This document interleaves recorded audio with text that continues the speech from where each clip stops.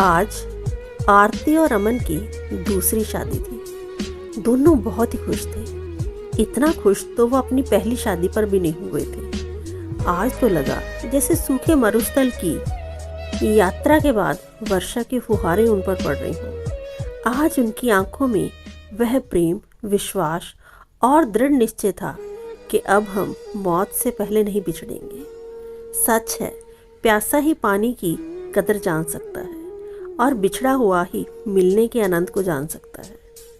आज आरती और अमन एक दूसरे को पाकर इतने खुश थे जैसे सारा जहां उनके कदमों में आ गया हो। आरती और अमन की पहली बार शादी 4 साल पहले हुई थी। लव मैरिज थी, इंटरकास्ट। दोनों परिवार वालों की तरफ से जितना विरोध हो सकता था उतना हुआ, पर हार कर दोनों की शादी के लिए सहमति देनी पड़ी। वे दोनों ही अच्छी कंपनी में अच्छी जॉब करते थे। अच्छी सैलरी, स्टैंडर्ड, रिस्पेक्ट, सब कुछ था उनके पास। ससुराल वालों की तरफ से प्रेम नहीं मिला, लेकिन इससे कोई फर्क नहीं पड़ा। दोनों ही अपनी अपनी जॉब पर मुंबई आ गए। हनीमून के रोमांटिक पल हफ्ते में ही खत्म हो गए। फिर थी जिंदगी की वही सच्चाइयाँ। तेल, आटा, घी का हिसाब, घर के काम, ऑफिस के काम। आरती अक्सर थक जाती। डबल जिम्मेवारी जो पड़ गई थी। ऑफिस के बाद घर संभालना, खाना, सफाई। हमारे समाज में पुरुषों को बचपन से ही कोई ऐसी शिक्षा स्कूल, कॉलेज या घर वालों की तरफ से नहीं मिलती कि उसे भी पत्नी का हाथ बटाना है। ऑफिस के बाद अमन टीवी, मोबाइल, न्यूज़पेपर में बिजी रहता है। आरती कुड़ती रहती। एक दिन गुस्से में बोली, मैं भी तुम्हारे साथ ऑफिस जाती हूँ, पर ये नहीं कि घर के काम में थोड़ी हेल्प भी करवा दो। दोनों में तू मैं बढ़नी शुरू हो गई। एक दिन बात इतनी बढ़ गई कि आरती बोली, मैं तुम्हारे साथ नहीं रह सकती। अमन बोला गुस्से में, ठीक है तो तलाक क्यों नहीं ले लेती। फिर अपने ही शब्दों पर उसे गहरा पश्चाताप हुआ। वह आरती से सॉरी बोलने ही वाला था कि आरती की मम्मी का फोन आ गया। आरती ने कितना छुपाने की कोशिश की, पर माँ ने ताड़ ही लिया कि बेटी दुखी है। दूसरे ही दिन भागी आई और बिना अमन को बताए आरती को ले गई। माँ बाप, रिश्तेदारों ने खूब सुनाया। यही हाल होता है बिरादरी से बाहर शादी का नतीजा। फिर तो पापा वकीलों के चक्कर काटने लगे और तलाक दिलवाने की भरसक कोशिश में लग गए। आरती बार बार कहती, पापा ये कोई बड़ी बात नहीं, मैं एडजस्ट कर लूँगी।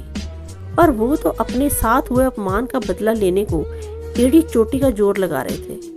और अमन के माँ बाप तो इतने उतावले हो रहे थे कि तलाक के लिए मंत्री, वकीलों को बार बार मिल रहे थे।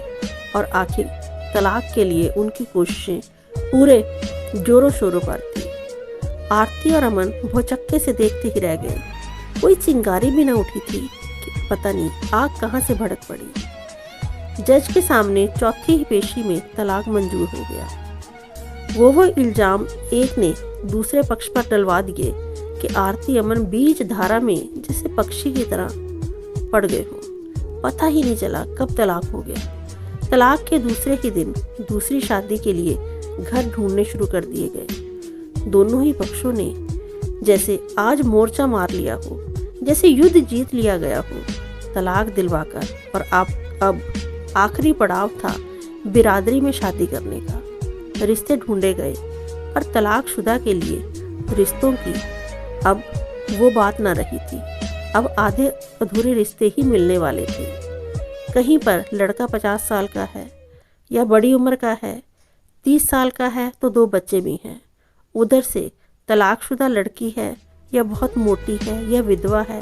और अब सिलसिला चल पड़ा था तानों का। बिरादरी से बाहर शादी कर दाग लगवा लिया है, अब भुगतो। 6 महीने में सब थक हार कर बैठ गए।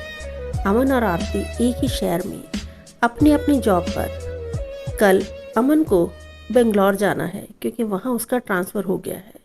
शाम को यूं ही मॉल में इधर उधर टाइम पास करने के लिए अमन घूम रहा था।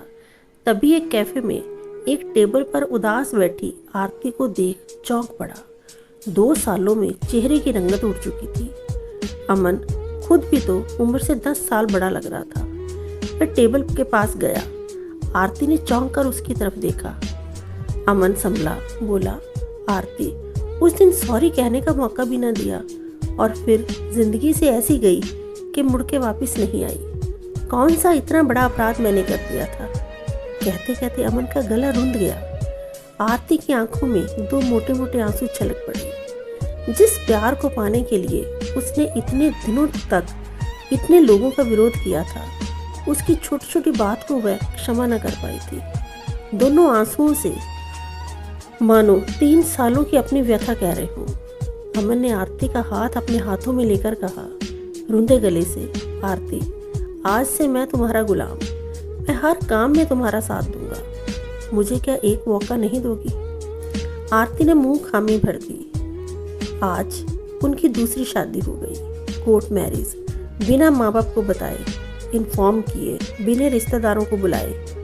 लॉयर ने हंसकर कहा था अब तीसरा मौका नहीं दूंगा।